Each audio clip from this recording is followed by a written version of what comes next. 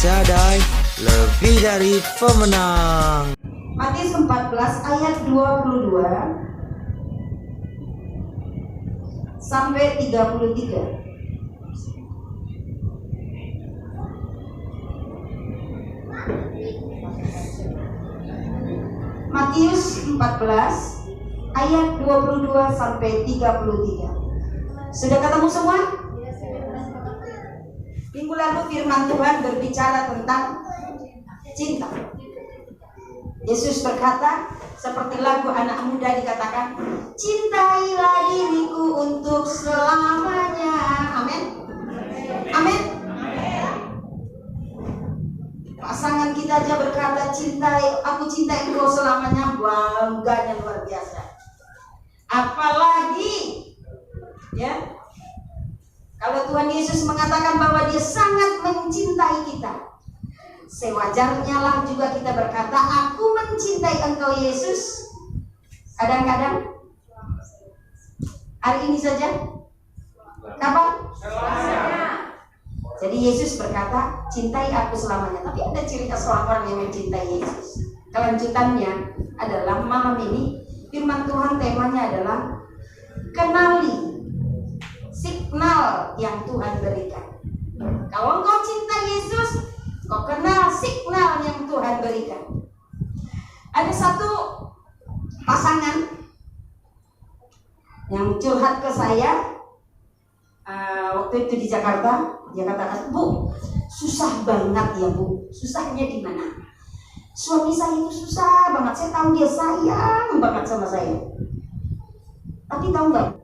Jadi ibarat buah, kalau nggak diginiin dulu nggak jatuh.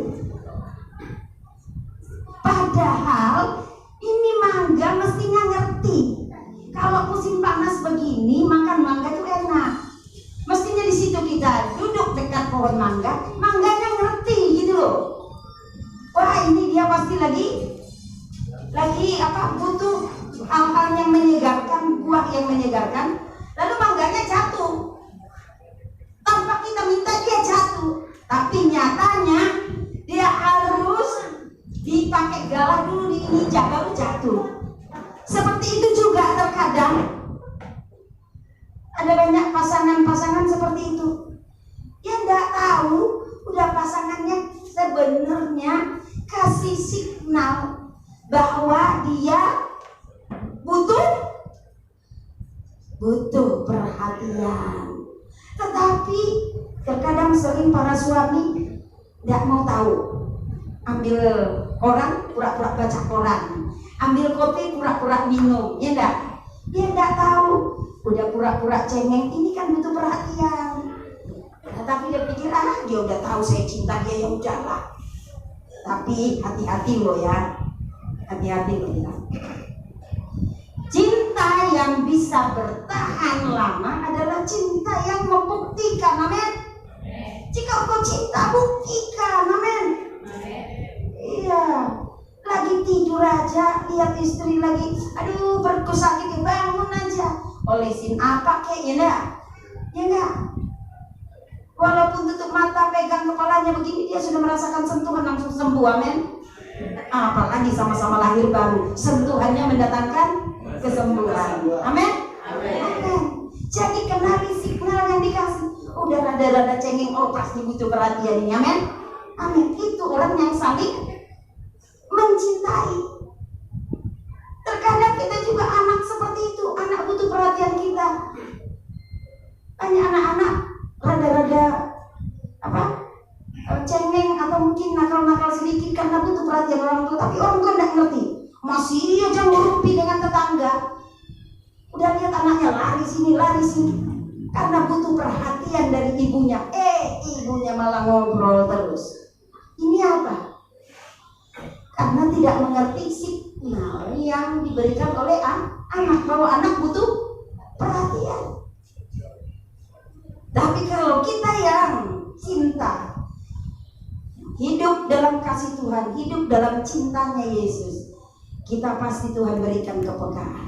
Karena hanya orang-orang yang hidup dalam kasih Kristus, itu kasih agape, itu orang-orang yang peka dengan keadaan, peka dengan orang sekitarnya. Amin. Amin. Jadi kalau nggak ada kepekaan, mintalah malam ini kepekaan dari Tuhan. Amin. Supaya ketika dicubit rasanya ya enggak. Ketika Tuhan mengatakan aku ada di sini, lalu kita berkata, ya Tuhan, aku rasakan kehadiran. Amin. Kita kembali kepada firman Tuhan. Pada saat itu dikatakan di firman Tuhan ini, dikatakan bahwa murid-murid pada saat itu ada bersama dengan Yesus. Tetapi murid-murid berpisah dari Yesus. Dikatakan sesudah itu Yesus segera memerintahkan murid-muridnya naik ke perahu dan mendahuluinya ke seberang. Sementara itu ia menyuruh orang banyak pulang. Jadi Yesus sedang dalam pelayanan. Selesai pelayanan Yesus berkata, wes kalian duluan sana. Biar saya saja yang menghadapi orang banyak ini. Saya yang melayani orang banyak ini. Kalian pergi aja. Bagaimana murid-murid? Pergi apa enggak? Puji Tuhan, haleluya. Amin. Ibu Yuli datang lebih dulu, pulang terakhir. Udah pulang aja. Oh pada ngantuk kan pulang aja. Saya aja belakangan. Saya yang nutup ya Om. Amin. Puji Tuhan, bukan saya yang nutup, tapi saya belakangan pulang. Jadi Yesus berkata, udah pulang, jalan duluan. Tulusnya luar biasa, murid-murid mau aja pulang duluan. Amin.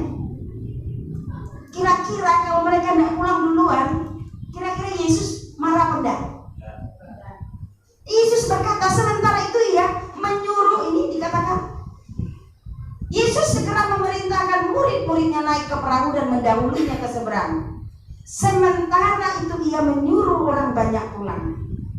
Dan setelah orang banyak itu disuruhnya pulang, Yesus naik ke atas bukit untuk berdoa seorang diri. Ketika hari sudah malam, ia sendirian di situ.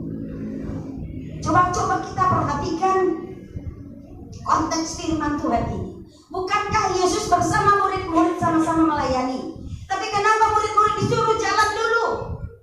Lalu Yesus yang melayani orang banyak. Dan hal yang kedua adalah setelah Yesus melayani orang banyak ini, dia naik ke atas bukit dan dia berdoa sendirian di sana. Kenapa harus Yesus sendirian? Kenapa tidak ajak murid-murid? Apa karena Yesus tahu murid-murid ini kalau diajak berdoa pasti tidur? Kalau diajak ibadah nanti pasti mereka itu bersungut-sungut, seperti itu. Murid-murid kurang mengerti kehadiran Yesus dalam hidup mereka. Yesus langsung yang adalah Tuhan ada bersama dengan murid-murid. Jadi para murid-murid ini langsung dimuridkan oleh Yesus sendiri. Tapi murid-murid kurang peka dengan hatinya Tuhan Yesus. Sebenarnya ketika Yesus memerintahkan mereka pergi mendahului Yesus, ketika mereka berkata, atau mungkin Petrus berkata, Tuhan aku tidak mau, aku maunya dengan Tuhan. Kira-kira Tuhan Yesus menolak? Tidak akan menolak. Tapi mereka itu polos sekali. Yesus suruh pergi. Padahal pada saat itu mereka belum terima kuasa Roh Kudus. Tapi mereka berani berjalan sendiri. Murid-murid kurang peka, kurang merasakan kehadiran Tuhan, kurang merasakan kehadiran kuasa Tuhan dalam hidup mereka. Buktinya di firman Tuhan ini, Yesus kok mereka kira hantu. Begitu juga dengan kita. Orang yang tidak peka dengan kehadiran Tuhan menganggap kalau masalah itu adalah gambaran dari dunia kiamat. Amin. Puji Tuhan, tidak ada aneh. Ada banyak orang menghadapi masalah seakan-akan dunia sudah mau kiamat. Hebohnya luar biasa, stres habis-habisan. Tapi kalau dia sadar tidak ada yang seperti itu, amin. Karena kita tahu masalah itu adalah emas dan Allah. Jadi kalau ada masalah, terima emas dan Allah. Tapi masalah, amin, L-nya dua. Kalau terima masalah itu sama artinya dengan emas dan Allah. Emas ditambah Allah sama dengan masalah. Amin. Amin. Takut dapat masalah ini. Amin. Amin. Jadi murid-murid tidak merasakan kehadiran Tuhan. Maka ketika Yesus mereka lihat, mereka katakan itu hantu, langsung ketakutan. Umat Tuhan juga begitu. Percaya Yesus tiap hari ke gereja, tapi tidak merasakan kehadiran Tuhan dalam hidupnya. Dapat masalah sedikit aja udah kayak orang stres. Apalagi kalau masalahnya masalah keuangan, stres habis. Amin. Seakan-akan hidupnya hanya untuk uang. Seakan-akan Yesus itu sama harganya dengan uang. Tidak peduli dengan Yesusnya, tapi peduli dengan uangnya. Itu keadaan umat Tuhan yang belum sungguh-sungguh imannya terfokus kepada Kristus. Mengapa murid-murid tidak peka dengan signal yang Tuhan berikan? Kita lihat di ayat 26 itu. Di ayat 26 dikatakan, ketika murid-muridnya melihat dia berjalan di atas air, mereka terkejut dan berseru, itu hantu, lalu berteriak karena takut. Mengapa murid-murid tidak peka dengan signal yang Tuhan berikan? Signal yang Tuhan berikan ada dua, yaitu di ayat 26. Ayat 26 itu apa? Di ayat 26 signal yang Tuhan berikan adalah melihat dia berjalan di atas air. Coba Bapak Ibu yang dikasihi Tuhan, kira-kira siapa yang bisa berjalan di atas air? Manusia bisa berjalan di atas air? Tidak bisa berjalan di atas air ya? Berarti kalau ada yang bisa berjalan di atas air, berarti itu apa? Sesuatu yang mungkin gaib ya. Supranatural. Kalau mereka menyadari bahwa sebelumnya Yesus ada bersama dengan mereka, mestinya mereka ngerti ini pasti Yesus yang berjalan di atas air. Mengapa? Karena Yesus bisa lakukan apapun. Jangankan berjalan di atas air, dia terbang pun bisa karena dia Tuhan. Tapi mereka tidak mengenali signal yang Tuhan beri. Terus yang kedua, apa signal yang Tuhan beri di ayat 27 adalah dikatakan di sana, tenanglah aku ini, jangan takut. Yesus sudah berikan dua signal, tapi mereka tidak menangkapnya. Mengapa murid-murid tidak peka dengan signal yang Tuhan berikan? Itu ada di ayat 22 itu. Ayat 22 dikatakan salah seorang, ayat 22. Sudah itu Yesus segera memerintahkan murid-muridnya naik ke perahu dan mendahulinya ke seberang. Sementara itu ia menyuruh orang banyak pulang. Mengapa murid-murid tidak peka dengan signal yang Tuhan berikan? Mengapa mereka tidak tahu? Tidak merasakan kehadiran Tuhan? Karena di ayat 22 tadi dikatakan mendahuluinya ke seberang. Murid-murid mendahului Yesus. Jadi murid-murid di depan, Yesus.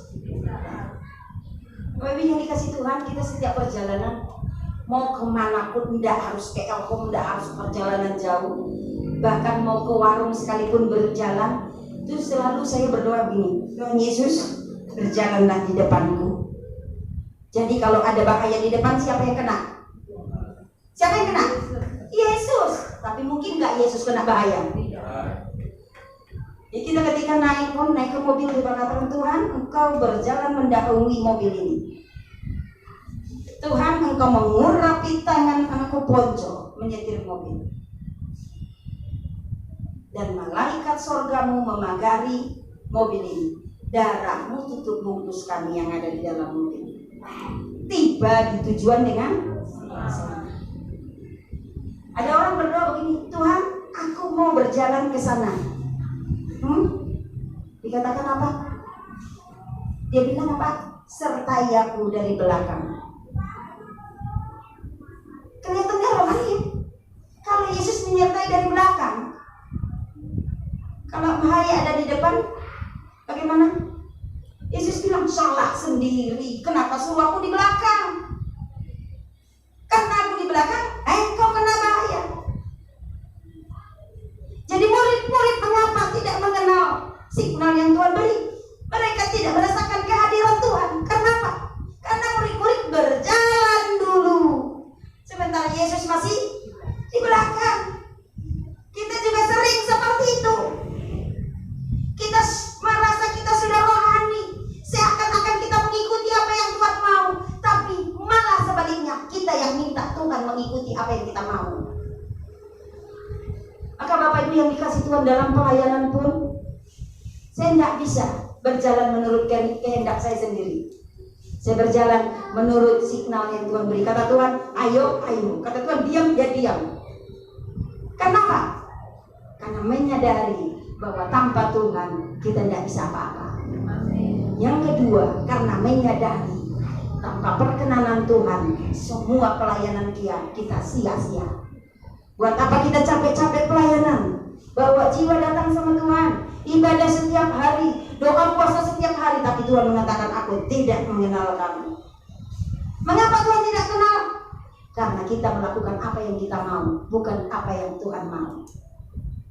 Jadi dalam menjalani hidup, baik dalam kehidupan sehari-hari maupun dalam pelayanan, jangan pernah mendahului Yesus. Biarlah Yesus yang di depan, kita di belakang. Tapi murid-murid mereka yang di depan, Yesus di belakang. Maka datanglah ke gelombang.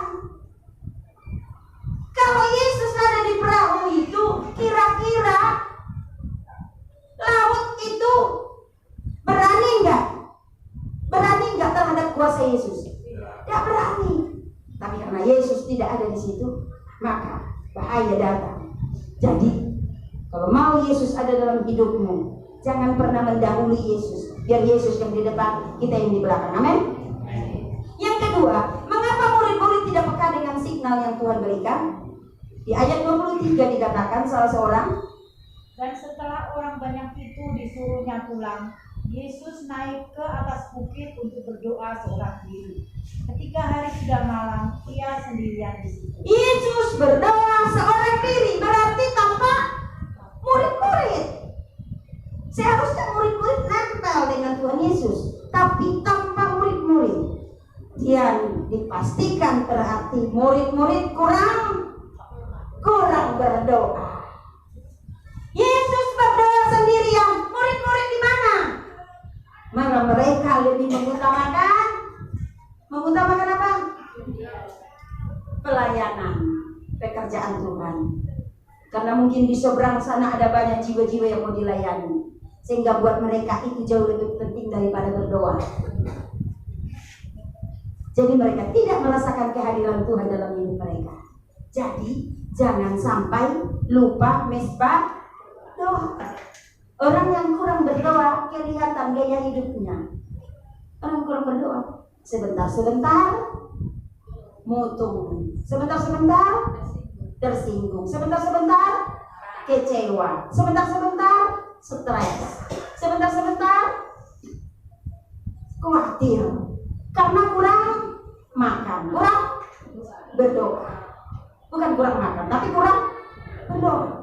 Nah, murid-murid kurang berdoa sehingga mereka kurang merasakan kehadiran Tuhan. Dikatakan di Yesaya 50 ayat 4, salah seorang baca, bagaimana pentingnya mesbah doa itu, maka berulang-ulang saya himbau kita semua, dan disediakan juga berkat Tuhan buat kita lewat fokus ini. Ada fokus ini, warta fokus berjalan bersama firman. Apakah kita baca ini atau tidak, hanya kitalah dengan Tuhan yang tahu. Padahal baca ini tidak butuh waktu yang lama. Kalau Anda membaca buku renungan, butuh waktu yang cukup lumayan, karena ada jalan ceritanya di buku renungan. Tapi kalau ini baca ayatnya, seperti besok bacaannya untuk bacaan tahunan itu Wahyu 2 ayat 1 sampai 7. Nanti tanggal 31 Desember kita selesai baca Wahyu 22. Tapi untuk bacaan pagi di Mesbah Doa Pagi Keluarga adalah Matius 26 ayat 1 sampai 13. Setelah baca Matius 26 ayat 1 sampai 13, bacalah kesimpulan yang ada di fokus ini. Karena terkadang kita kan tidak bisa memberi kesimpulan dari firman yang kita baca. Setelah baca kesimpulan ini, katakan amin. Bukalah HP-mu, terima doa berkat. Karena setiap pagi saya kirim doa berkat. Aminkan doa berkat itu. Ada 2 orang yang hari ini WA saya, dia katakan kepada saya, Ibu, luar biasa saya rasakan mujizat Tuhan dengan mengamenkan doa berkat. Yang dulu menurut saya itu hal sepele. Awal-awal saya kadang mengamenkan doa berkat, kadang tidak. Terus terkadang saya berpikir begini, tidak mesti saya harus kasih respon amin. Yang penting amin dalam hati saya. Tapi Roh Kudus itu kayak menuduh saya, berkata, kamu harus berikan pengakuan di hadapan orang lain bahwa engkau mengamenkan berkat yang kuberi. Maka akhirnya saya rutin setiap pagi mengamenkan doa berkat. Mujizat demi mujizat saya rasakan. Dan satu lagi, dia berkata, berkat dari mujizat dari doa berkat saya rasakan. Setiap hari saya baca fokus, saya baca firman Tuhan ini, saya amenkan, dan saya baca doa berkat. Setelah itu saya aminkan. Luar biasa mujizat yang saya rasakan. Ini apa? Karena ada pengutamaan terhadap Tuhan, membangun hubungan intim dengan Tuhan lewat mesbah doa. Mesbah doa kurang ini tegas menjawabnya. Membangun hubungan intim dengan Tuhan lewat mesbah doa. Bukan siang, bukan sore, bukan malam, tapi mesbah doa pagi. Mengapa harus pagi? Berikan waktu yang berkualitas buat Tuhan. Amin. Ada satu saudara saya, dia bilang, aduh karena waktu, jadi kita tidak sempat ngumpul keluarga untuk mesbah doa pagi, jadinya kita sore. Coba Bapak Ibu yang dikasih Tuhan, kalau kita seperti orang Protestan harus bacakan doa Bapa Kami, pas apa enggak? Berikanlah kami makanan kami yang secukupnya hari ini. Padahal mesbah doanya sore. Kata Tuhan, kok mintanya hari ini kan sudah mau berlalu. Jadi lebih klop di pagi hari. Ini rumusan yang dilakukan oleh Daud sebelum dan sesudah Daud jadi raja. Dia selalu membangun mesbah doa pagi. 2 rumusan dari Daud membuat mesbah doa pagi, yaitu yang pertama adalah mempersiapkan, dan yang kedua adalah menunggu. Jadi Daud itu dia mempersiapkan hatinya, pikirannya, waktunya yang terbaik pagi, dan tempatnya untuk beribadah. Tidak usah ruangan khusus, tapi pilih tempat di mana orang nggak lewat wirawiri, ya enggak? Pilih tempat engkau berdoa hari ini, kau lihat ada orang yang lewat, aku nggak usah di situ, agak nyingkir sedikit gitu. Itu namanya mempersiapkan tempat. Juga persiapkan waktu, pagi-pagi sekali. Juga persiapkan hati dan pikiran. Hati dan pikiran yang tidak terganggu, itu yang Tuhan mau. Dan yang kedua adalah menunggu. Artinya menunggu adalah fokus sama Tuhan. Tuhan siap berikan berkat. Tunggu berkat dari Tuhan. Jadi itu rumusan Raja Daud. Maka Daud satu-satunya raja yang naik terus, tidak pernah turun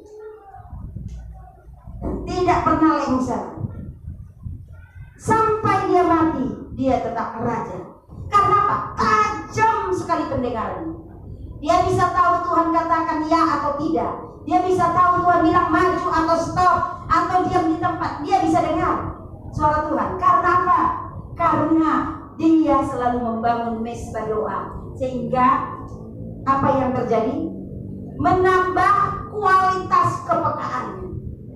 Kualitas kepekaan kita mendengar suara Tuhan itu tidak datang dengan sendirinya, tapi itu datang kalau kita memiliki hubungan intim dengan Tuhan, membangun mesbah doa setiap pagi. Amin. Adakah kita yang ada di sini mau terima signal dari Tuhan? Bangun mesbah doa pagi setiap hari, bukan kadang-kadang. Yang ketiga, ya contoh lain seperti Maria ya, yang kita baca hari ini. Hari ini kita baca Matius 28 kan? Bacaan firman hari ini 1 sampai 10. Siapa yang pertama-tama mengetahui kalau Yesus bangkit? Maria Magdalena dan Maria yang lainnya berlari cepat-cepat memberitahu kepada murid-murid kalau Yesus sudah bangkit. Berarti siapa yang lebih dahulu tahu Yesus bangkit? Maria Magdalena. Bukan murid-murid, lagi-lagi murid-murid ketahuan kelemahannya. Bangun, kesiangan. Maria Magdalena bangun pagi-pagi sekali, maka dia yang pertama menyaksikan kebangkitan Yesus. Amin. Bagi orang yang sudah menerima kuasa kebangkitan Tuhan Yesus, gak bakalan bangun kesiangan. Amin. Bagi yang bangun kesiangan, katakan amin. Katakan amin. Tidak mau katakan amin? Mau terima kuasa kebangkitan Yesus? Katakan amin. Saya paksa mengatakan amin. Bangun pagi-pagi, jangan molor. Amin. Mau tidur jam berapapun, mau tidur 1 jam pun, kalau kita sudah berkomitmen mengutamakan Tuhan, bangun pagi-pagi. Karena yang Tuhan butuhkan adalah waktumu yang berkualitas, bukan waktu sisa-sisa. Engkau bisa ibadah jam 8, tapi kalau bisa jam 6, kenapa harus jam 8? Amin. Kalau engkau bisa ibadah jam 6, coba tanyakan pada dirimu, aku bisa jam 5 mana? Kalau bisa jam 5, kenapa harus jam 6? Amin. Katanya cinta Yesus, cinta butuh pengorbanan. Yesus membuktikan cintanya kepada kita. Dia berkorban, mati di kayu salib. Nah sekarang buktinya engkau mencintai dia. Apa engkau sulit untuk kurang tidur hanya karena mau berdoa? Amin. Siap mulai malam ini? Mulai malam ini ambil komitmen memberi waktu yang berkualitas buat Tuhan. Amin. Lihat bagaimana Tuhan bekerja dalam hidupmu kalau engkau berikan waktu yang berkualitas untuk Tuhan. Jangan lagi berikan waktu sisa. Amin. Jadi Bapak Ibu yang dikasih Tuhan, mengapa murid-murid tidak peka dengan signal yang Tuhan berikan? Tidak peka dengan kehadiran Tuhan. Yang pertama, karena murid-murid berjalan mendahului Yesus. Mestinya Yesus di depan, mereka di belakang. Yang kedua, karena murid-murid kurang berdoa. Padahal harusnya mereka murid-murid harus membangun hubungan intim dengan Tuhan. Jadi kita kalau mau membangun hubungan intim dengan Tuhan, pasti terima signal dari Tuhan. Seperti Maria, peka dengan janji Tuhan. Tuhan berkata, di hari ketiga aku akan bangkit. Dia mempercayainya. Makanya pas hari ketiga Yesus mati, dia datang ke kubur dan dia saksikan Yesus sudah bangkit. Jadi supaya terima kepekaan, ayo bangun hubungan intim dengan Tuhan. Dan ketiga, mengapa murid-murid tidak peka dengan signal yang Tuhan berikan? Karena murid-murid di ayat 31 di sini dikatakan, siapa ini murid yang kurang percaya ini? Petrus. Iya. Ketika Petrus memuji Yesus, dia berkata, lalu Petrus berseru dan menjawab dia, Tuhan, ayat 28, apabila engkau itu suruhlah aku datang kepadamu berjalan di atas air. Yang mencoba Yesus. Kalau memang engkau Tuhan, buat dong mujizat. Kalau kau bisa berjalan di atas air, aku juga bisa. Yesus buat apa? Buat apa? Buat mujizat. Untuk siapa? Untuk orang yang kurang percaya. Mujizat untuk siapa? Orang yang belum percaya Yesus. Anda butuh mujizat? Anda butuh mujizat? Butuh mujizat? Hidupmu ada sekarang itu karena mujizat. Jadi masih butuh mujizat. Ngapain mujizat kasat mata. Kalau heboh mencari mujizat yang kasat mata nanti gagal lagi seperti Petrus. Petrus ini berapa kali gagal mengenal Yesus. Padahal dia orang yang paling dekat secara jasmani dengan Yesus. Ketika Yesus duduk nanti dia akan menyandar di bahu Yesus. Tapi dialah orang yang sering sekali gagal akan pengenalannya akan Kristus. Gagal mengenal Yesus. Dan sering sekali Yesus menegur dia. Bahkan Yesus sampai katakan kepada dia, Petrus, gembalakanlah domba-dombaku. Petrus, gembalakan domba-dombaku. Petrus, gembalakan domba-dombaku. Akhirnya Petrus sedih. Dia pikir, kenapa harus 3 kali Tuhan mengingatkan saya? Karena Tuhan tahu bahwa Petrus sering memakai logika. Karena Petrus ini orangnya menggebu-gebu di depan saja. Habis itu mulai surut semangatnya, semangat lagi, surut lagi, semangat lagi, surut lagi. Makanya dia sering gagal dalam hidupnya. Tetapi setelah Petrus terima kuasa Roh Kudus luar biasa dipakai Tuhan, maka dikatakan, kata Yesus, oh kamu butuh mujizat, datanglah. Maka Petrus turun dari perahu, berjalan di atas air mendapatkan Yesus. Tetapi ketika dia merasakan tiupan angin, mulai dia takut. Aduh takut Tuhan. Akhirnya dia hampir tenggelam.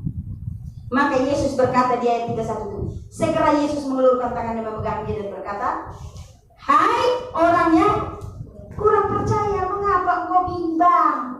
Bukankah aku ini Tuhan? Mengapa engkau mempercayai aku? Jadi kurang percaya. Karena murid-murid kurang percaya, kurang beriman, maka mereka tidak merasakan kuasa kehadiran Tuhan. Apa ciri-ciri orang yang kurang percaya? Ciri-ciri orang yang kurang percaya adalah 1, di ayat 26 tadi dikatakan penakut. Orang yang penakut itu ciri-ciri orang yang kurang beriman, kurang percaya, alias tidak percaya Tuhan. Hasil dari orang yang penakut adalah akan menghasilkan opini yang salah. Murid-murid lihat Yesus, mereka mengatakan itu Yesus hantu. Yesus kok dikira hantu? Kita pernah nggak merasakan yang seperti itu? Pernah enggak? Berapa kali, 1 kali atau sering apa enggak? Orang ngomong terus langsung tersinggung. Berarti beropini yang salah. Ini ciri-ciri orang yang negatif. Itu karena apa? Kurang percaya. Jadi orang-orang beriman, kalau pikirannya negatif thinking, berarti kurang percaya, kurang beriman. Orang-orang yang percaya, dikatai orang aja dia bisa tersenyum. Karena dia pikir, oh aku dikatai, oh aku dijelek-jeleki, oh aku dihina. Itu tandanya aku apa? Istimewa, spesial. Karena kita disorot, berarti kita spesial. Ya enggak? Rasanya pun spesial. Kayak nasi goreng. Nasi goreng spesial rasanya beda apa enggak? Beda. Kita juga, kalau kita sering diolok, dihina, dicaci maki, coba berpikiran positif, katakan, oh itu karena aku istimewa, berarti aku masuk hitungan, makanya aku dihina, diolok, padahal aku tidak salah. Ini namanya opini seorang yang percaya Yesus adalah pembela. Tapi orang-orang yang kurang percaya sering sekali opini dan pendapatnya salah. Yesus jalan di atas air, kok dia bilang, oh itu hantu. Pendapatnya salah. Karena apa? Karena ketakutan. Jadi orang yang kurang percaya, ciri-cirinya adalah penakut. Yang kedua, ciri-ciri orang yang kurang percaya itu di ayat 28. Di 28 itu Petrus minta supaya Tuhan membuat dia bisa berjalan di atas air. Jadi orang yang kurang percaya cari mujizat, bukan cari Yesus. Orang-orang Kristen yang cari-cari mujizat adalah orang-orang yang kurang percaya.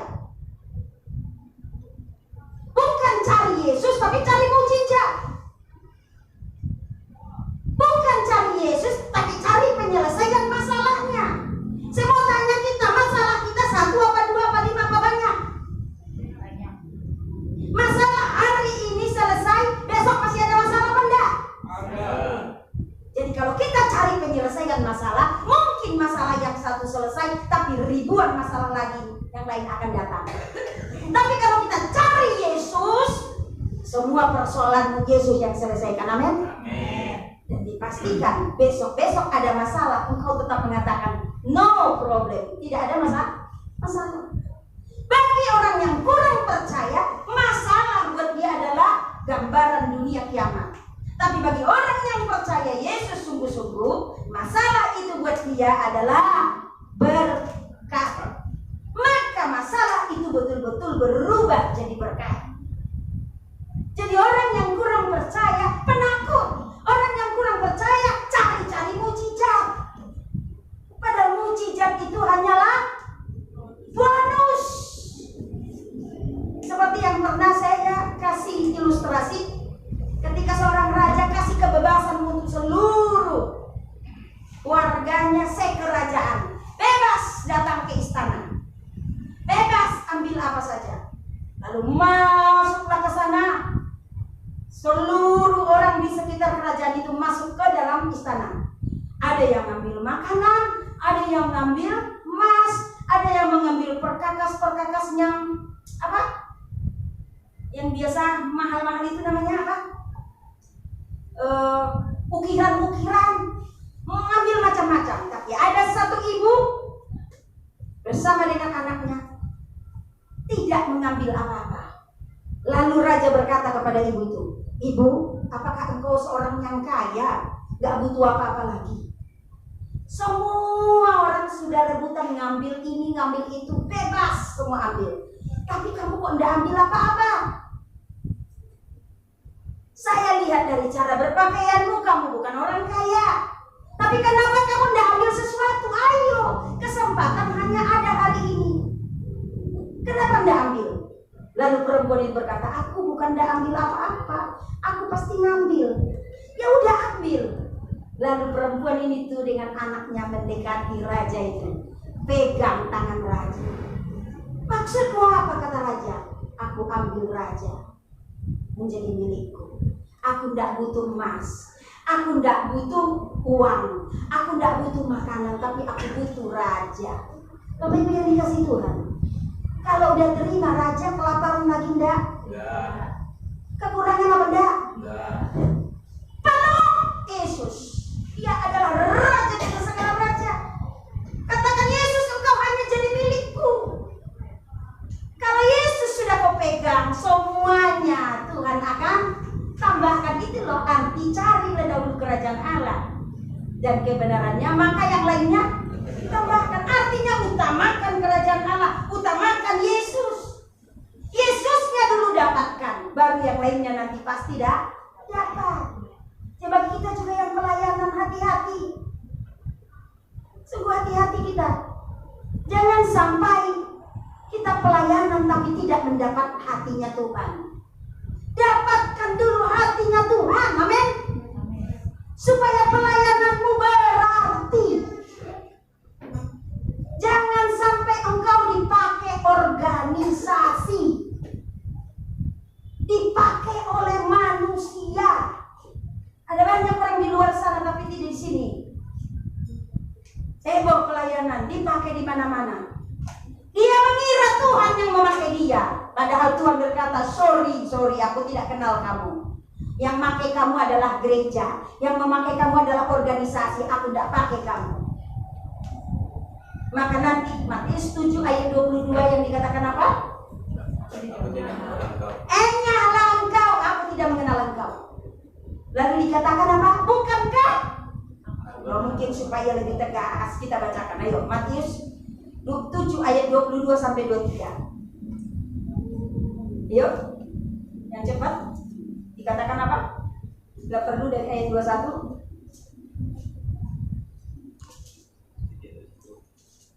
Dikatakan di Matius 7 ayat 21 sampai 23. Salah seorang? Bukan setiap orang yang berseru kepadaku, Tuhan, Tuhan akan masuk ke dalam kerajaan surga. Ya, bukan semua orang Kristen masuk kerajaan surga, itu artinya. Lanjut. Melainkan dia yang melakukan kehendak Bapakku yang di surga. Ya. Melakukan kehendak Bapakku di surga. Ya, ayat 22. Pada hari terakhir banyak orang akan berseru kepadaku, Tuhan, Tuhan, Tuhan, bukankah kami bernubuat demi namamu? Bernubuat demi namamu. Dan mengusir setan demi namamu. Mengusir setan demi namamu. Dan mengadakan banyak mujizat demi namamu. Mengadakan banyak mujizat demi namamu. Pada waktu itulah aku akan berterus terang kepada mereka dan berkata, aku tidak pernah mengenal engkau, nyatlah daripadaku kamu sekalian berbuat kejahatan. Ya, jadi ini firman ayat 22 ditujukan kepada hamba Tuhan, ayat 21 kepada orang Kristen secara umum. Ayat 22 bicara tentang orang-orang yang ambil bagian dalam pelayanan. Nanti kalau komplain dengan Tuhan berkata, Tuhan, aku udah pelayanan loh, Tuhan bilang, maaf, engkau tidak mendapat hatiku, jadi aku tidak mengenal engkau. Jangan sampai ini terjadi. Oleh sebab itu, jangan masuk golongan orang yang kurang percaya. Karena orang yang kurang percaya itu yang dicari bukan Tuhan, tapi yang dicari mujizat. Apapun persoalanmu saat ini, apapun masalahmu, bukan Tuhan tidak mampu menyelesaikan, tapi karena engkau belum masuk perkenanan Tuhan. Perkenanan Tuhan adalah ambil hatinya Tuhan. Temukan dulu Tuhan dan Tuhan tempatkan di hatimu, maka mujizat pun dengan sendirinya akan terjadi. Amin. Tanpa kita minta pun mujizat akan terjadi. Oleh sebab itu, temukan hati Tuhan. Artinya, buat Tuhan dulu senang, buat Tuhan bangga memiliki kita. Dan orang yang kurang percaya, itu cari Yesus, dikatakan di ayat 30, ya 30, dikatakan, tetapi ketika dirasanya tiupan angin, takutlah ia dan mulai tenggelam, lalu berteriak, Tuhan, tolonglah aku. Katanya apa? Tuhan, tolonglah aku. Orang-orang yang kurang percaya biasanya cari Yesus di masa darurat. Kalau di zona nyaman, tidak butuh Yesus. Tapi di masa darurat nanti, baru dia berkata, Tuhan tolonglah aku. Jadi itulah ciri-ciri orang yang kurang percaya. Apa ini yang dikasih Tuhan? Apakah kita masuk golongan orang yang kurang percaya? Mari rasakan kehadiran Tuhan Yesus dan terimalah signal yang Tuhan Yesus berikan malam ini. Ada dua signal yang Tuhan berikan buat kita malam ini. Bukan buat murid-murid lagi, tapi buat kita yang ada di ruangan ini. Amin. Karena kita juga murid Kristus. Sekalipun kita tidak dimuridkan secara langsung oleh Yesus secara jasmani, tapi tentunya Yesus juga yang memuridkan kita dengan kuasa Roh Kudusnya lewat hambanya yang Dia pilih. Terima dua signal yang Tuhan berikan malam ini. Yang pertama di ayat 27 ada satu kata yang menjadi benang merahnya buat kita, yaitu dengan kata di ayat 27 dikatakan apa? Baca ayat 27. Tapi segera Yesus berkata kepada mereka, tenanglah, aku ini, jangan takut. Signal yang Tuhan berikan kepada kita, apapun persoalanmu malam ini, apapun pergumulanmu, apapun keadaanmu, bagaimanapun keadaan keuanganmu, bagaimanapun keadaan keluargamu, bagaimanapun keadaan dirimu secara pribadi di hadapan Tuhan, terima signal Tuhan. Tuhan berkata, tenanglah, aku ini, jangan takut. Dan yang kedua dikatakan Tuhan ayat 29, bacakan ayat 29. Kata Yesus, datanglah. Maka Petrus turun dari perahu dan berjalan. Benang merahnya di situ adalah kata datanglah. Maka Tuhan berkata, di firman Tuhan dikatakan, marilah kepadaku yang letih, lesu, berbeban, berat, maka akan kuberi kelegaan. Jadi dua signal yang Tuhan beri. Tenanglah, aku ini, artinya Yesus ini aku, jangan takut. Masih ada yang takut? Tuhan berkata, tenanglah, aku ada di sini, kata Yesus. Masalahmu apapun aku mampu selesaikan. Dan yang kedua dikatakan, datanglah, jangan pergi ke tempat lain, datanglah kepadaku, masalahmu pasti diselesaikan. Jadi terima dua signal yang Tuhan berikan malam ini. Tuhan berkata, tenanglah, maka masalahmu itu kecil. Karena dikatakan firman Tuhan di Amsal, dikatakan Amsal 4 ayat 27 dikatakan apa? Jagalah hatimu dengan segala kewaspadaan, karena dari hati terpancar kehidupan. Jadi hati kita ini kalau tenang, maka masalah besar buat kita menjadi kecil. Masalah kecil buat kita menjadi tidak ada. Tapi kalau hati kita tidak tenang, masalah kecil buat kita masalah besar. Seakan-akan dunia mau kiamat. Jadi terima signal Tuhan. Tuhan katakan tenanglah, maka masalahmu kecil buat Tuhan, dan masalahmu juga kecil bagimu. Dan yang kedua Tuhan katakan, datanglah, terima mujizatku. Di Lukas 1 ayat 37 dikatakan, salah seorang baca, dan Markus 9 ayat 23. Lukas 1 ayat 37, sebab bagi Allah tidak ada yang mustahil.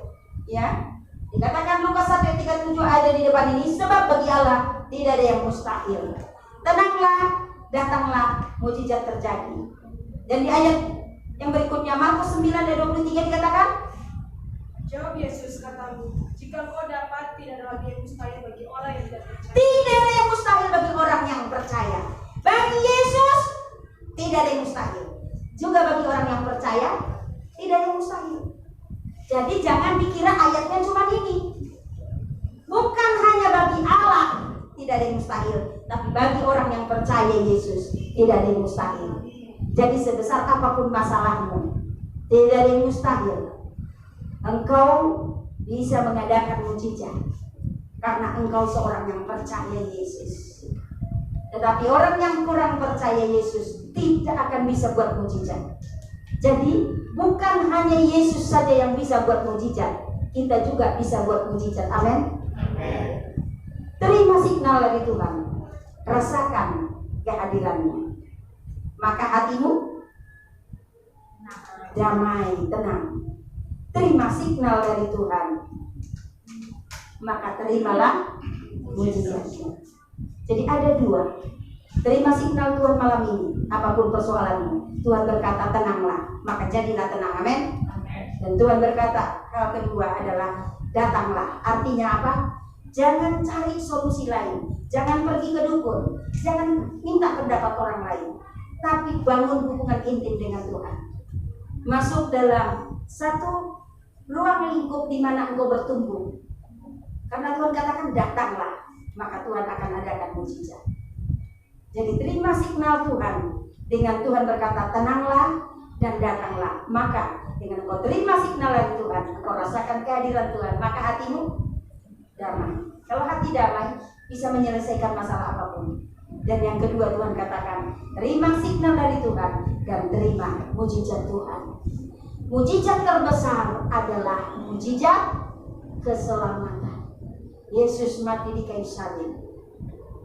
Yesus mati di kayu salib demi menebus dosa kita. Dan itu kita bisa rasakan dan kita peringati lewat perjamuan kudus. Terima kuasa kematian Yesus, kuasa darah Yesus, kuasa tubuh Kristus, supaya engkau bisa merasakan kehadiran Tuhan dalam hidupmu. Jadi Bapak Ibu yang dikasih Tuhan, sekali lagi saya katakan, apapun persoalan masalahmu, Tuhan bisa selesaikan. Sekarang pun Tuhan bisa selesaikan masalahmu. Hanya yang jadi masalah, apakah engkau sudah terima signal dari Tuhan malam ini atau tidak? Terima signal dari Tuhan. Tuhan berkata, tenanglah, jangan pikirin lagi masalahmu, tapi katakan Yesus, buat aku tidak penting masalahku, yang penting buat aku engkau ada dalam hidupku. Dan Tuhan berkata, datanglah. Katakan kepada Yesus, Tuhan, kalau selama ini mesbah doaku bolong-bolong, tapi mulai malam ini aku akan rutin membangun mesbah doa dengan Tuhan. Aku datang di hadirat Tuhan setiap pagi, dan aku percaya mujizat Tuhan nyata dalam hidupku, karya Tuhan nyata dalam hidupku.